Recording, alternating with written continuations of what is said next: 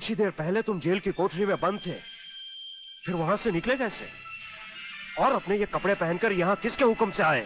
हम अपने हुक्म के खुद मालिक हैं। हम अपने हुक्म से ही अंदर आए थे और अपने हुक्म से बाहर चले जाएंगे। तुमसे अच्छी तरह मिल लेने के बाद। तुम्हें अच्छी तरह मालूम होना चाहिए कि तुम किसके सामने बैठे हो। हमें मालूम है, इसीलिए तो जूते तुम्हारे मुंह के सामने रखे हैं। तुम जैसे गद्दारों से हम नहीं, हमारे जूते ही मुंह लगाते हैं। सूर्यदेव सिंह! ब्रिगेडियर सूर्यदेव सिंह, भूल कैसे गए? हम आज भी ब्रिगेडियर हैं, कल भी ब्रिगेडियर थे। जेल में आना तो एक नाटक था तुम जैसे मुजरिम तक पहुंचने के लिए। और ये रहे तुम्हारे काम के कागज। ये हमारा रिहाई का ऑर्डर और ये है तुम्हारी गिरफ्तारी का वारंट।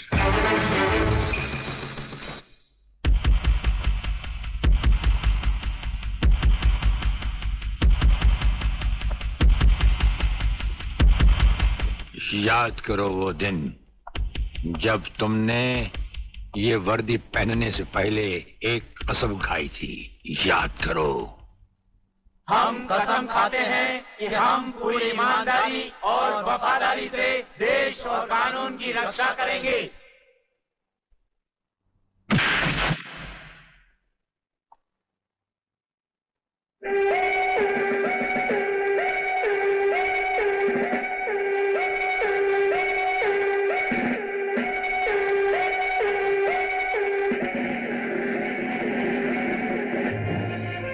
इन नंगों की बारात में ये वर्दी वाला दूल्हा नहीं जाएगा वागले। इसके भी कपड़े उतार डालो।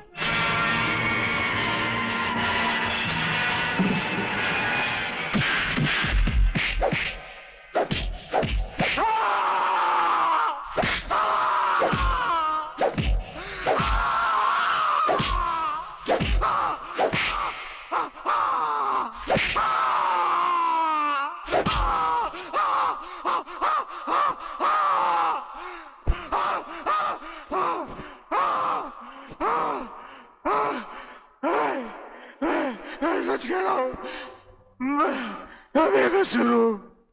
प्रलयनाथ के बारे में मैं कुछ नहीं जानता।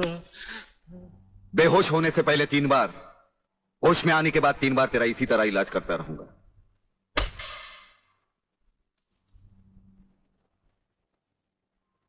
साथियों, तुम लोगों को शायद यह मालूम नहीं, ये प्राइवेट और इमरजेंसी मीटिंग मैंने क्यों बुलवाई। इसलिए कि सूर्यदेव सिंह जेल से छूट चुका है और अब वो खतरा बनकर हम सबके सर पर मंडरा रहा है। मगर 1 साल से पहले वो छूट कैसे गया? उसका जेल जाना एक नाटक था कादर। उसने जेलर और हमारे 4 खूंखार कातिलों को गिरफ्तार करके किसी ऐसी जगह छुपा दिया है कि जिसके बारे में पुलिस डिपार्टमेंट को तो क्या, मुझे भी मालूम नहीं। जीवनलाल, मेरे 4-5 आदमियों को गिरफ्तार करके अगर वो मुझ तक पहुंचने का ख्वाब देख रहा है तो उसका ये ख्वाब मैं कभी भी पूरा नहीं होने दूंगा। अब सूर्यदेव सिंह नाम का बिल फाड़ना ही पड़ेगा। अगर मगर कुछ नहीं चलेगा जीवनलाल। अब 15 अगस्त को ज्यादा दिन नहीं है। जानते हो, सूर्यदेव सिंह हमारे लिए बहुत बड़ा चैलेंज है और बड़े से बड़े चैलेंज के साथ टकराने का प्रलयनाथ को शौक है। तुम तुम्हारी मिनिस्ट्री संभालो, सूर्यदेव सिंह को आज से मैं संभालूंगा।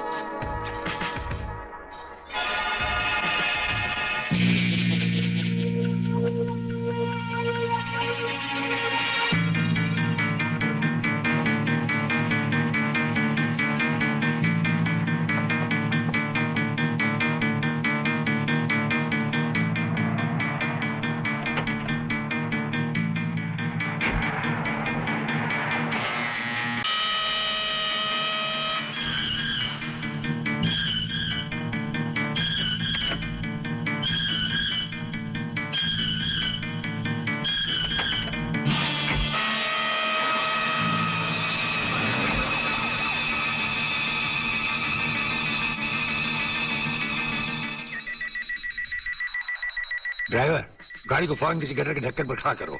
इसमें बम लगाया जा चुका है। Yes sir. बहादुर, काला बटन खींचो।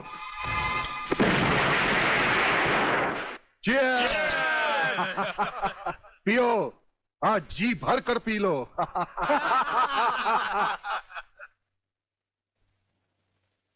स्वामी जी, ये सुखद समाचार टीवी पर भी तो सुन ले। हाँ, ऑन करो। आज सदन के दोनों पक्षों ने इस हत्याकांड की तीव्र आलोचना की। इस हत्याकांड के षड्यंत्र के बारे में हमारी विशेष संवाददाता मोना अलवी की एक रिपोर्ट। आज दोपहर ब्रिगेडियर सूर्यदेव सिंह अपने विशेष दस्ते के साथ भोजन के लिए रवाना हुए। अचानक उन्हें अपनी कार में सिग्नल सुनाई दिया, जो कार में बॉम्ब रखे जाने का संकेत देता है। सूर्यदेव सिंह ने अपनी गाड़ी एक गटर के ढक्कन पर रुकवाई और अपने विशेष दस्ते के ब्लैक कमांडो से ये काला बटन खींचने को कहा। इससे गाड़ी के नीचे का हिस्सा साइड में खिसक गया और धमाके से पहले ही ब्रिगेडियर सूर्यदेव सिंह अपने आदमियों के साथ ही भूमिगत हो गए। तो इस तरह उन्होंने अपनी समझदारी और बहादुरी से अपनी और अपने आदमियों की जान बचाई। तो आइए आज हम ब्रिगेडियर सूर्यदेव सिंह से आपका साक्षात्कार कराएंगे।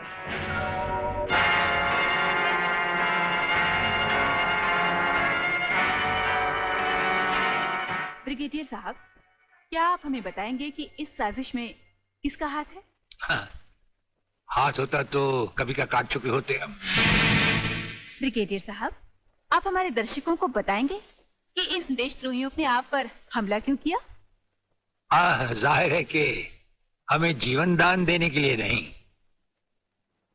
हमारी जबान भी हमारी गोली की तरह दुश्मनों से सीधे बात करती है, टीवी पर नहीं।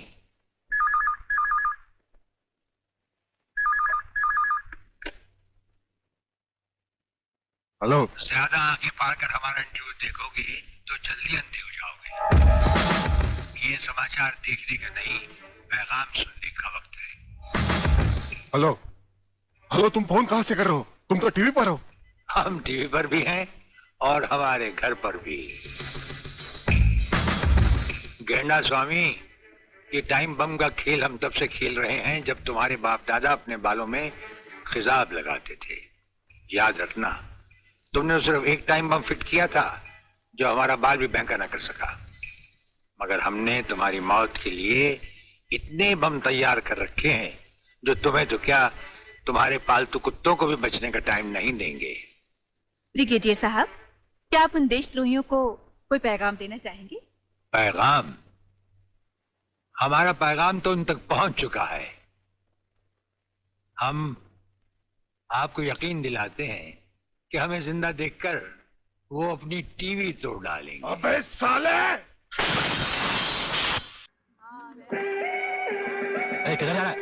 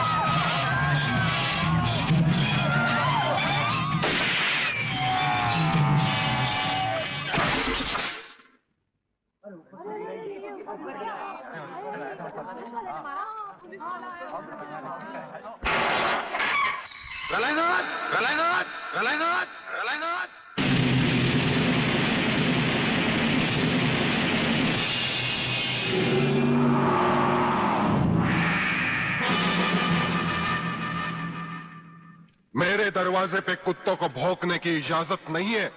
ये शेर की दहाड़ है। अगर नहीं सुनी तो आके फाड़ कर नीचे देख।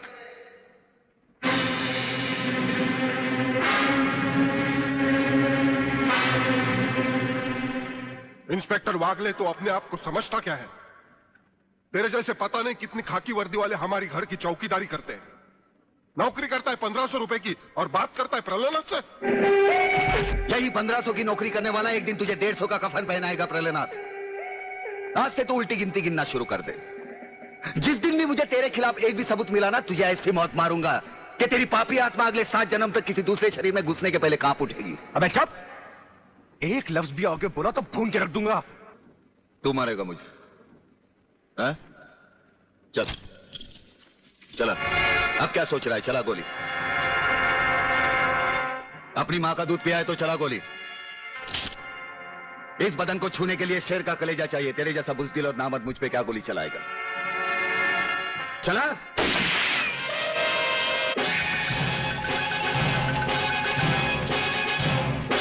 पुलिस अफसर पर गोली चलाने के जुर्म में मैं तुझे गिरफ्तार करता हूं। प्रहलाद जरा भी हिले तो इसकी खोपड़ी खोल दूंगा।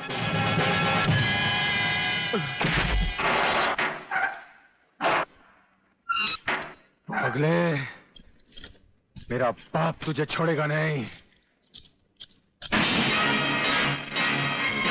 आखिर तुमने वही किया जो हम नहीं चाहते थे।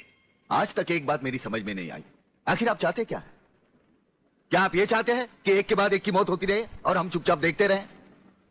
पहले डॉक्टर गुप्ता की मौत हो गई, फिर अली मारा गया, आज इस प्रहलाद के पिल्ले ने मुझ पर गोली चलाई। ये देखिए, अगर मैंने बुलेट प्रूफ जैकेट नहीं पहनी होती तो मरने वालों की लिस्ट में मेरा भी नाम जुड़ जाता। लेकिन इसने तुम पर गोली क्यों चलाई? क्योंकि मैंने इसे मजबूर किया था। इसके खिलाफ सारे सबूत मैंने पहले ही इकट्ठा कर लिए थे।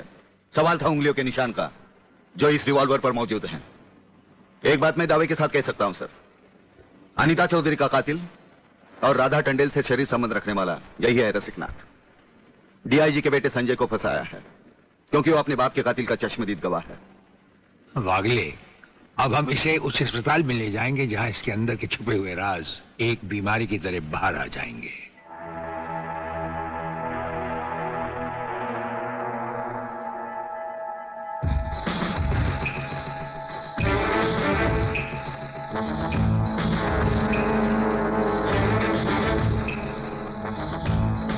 जो दुश्मन यहां बांधा गया, समझो उसकी अर्थी उठ गई। हमारा ये हथियार आग उगलता है। जो कुछ हमने पूछा, अगर उसका जवाब तुमने सच सच नहीं दिया तो ये हथियार तुम्हें जला डालेगा।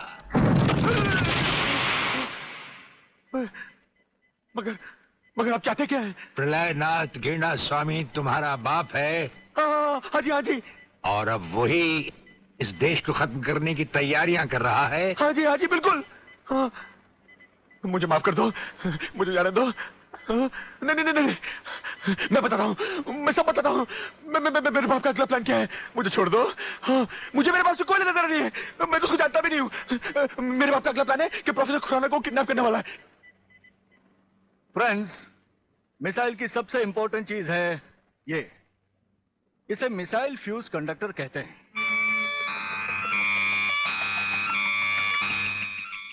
जब तक ये मिसाइल में नहीं लगेगा, मिसाइल टेक ऑफ नहीं कर सकता। वो एक मुर्दे की तरह होगा। पहले हमारे देश में मिसाइल फ्यूज कंडक्टर बनाना इतना आसान नहीं था, जो कि अब हो गया। खबरदार, कोई हिलेगा नहीं।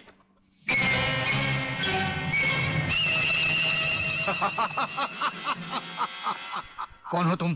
सवाल मत करो, सिर्फ काम की बात सुनो।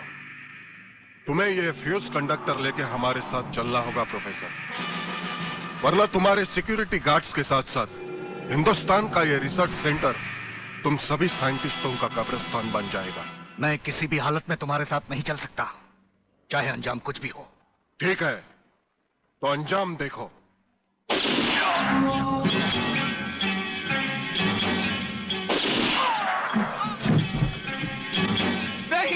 नहीं, ये इस देश के भविष्य है। इन्हें मत मारो प्लीज। मैं तुम्हारे साथ चलने के लिए तैयार हूं। तुम अकेले नहीं, फ्यूज कंडक्टर भी तुम्हारे साथ चाहिए।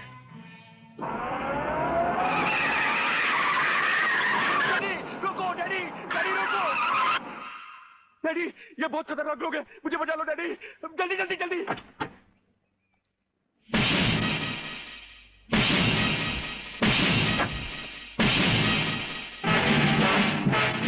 प्रलयनाथ, वो रहा तुम्हारा कबूतर बेटा। और उसके गले में है जला देने वाला बम। उसका रिमोट कंट्रोल हमारे हाथ में है।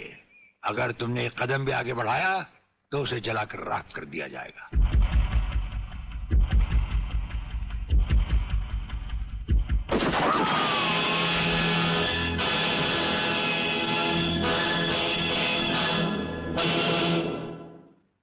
काफी हो गया, ये तमाशा बंद करो प्रलयनाथ। हाँ डैडी, आप वो ही करिए जो ये कहते हैं, वरना ये लोग बहुत खतरनाक लोग हैं, मुझे मार डालेंगे। क्या चाहते हो तुम? क्या मजेदार सवाल किया है तुमने, समझे नहीं। प्रोफेसर खुराना को वापस करो और अपने इस कबूतर बेटे को यहां से लेकर रफू चक्कर हो जाओ।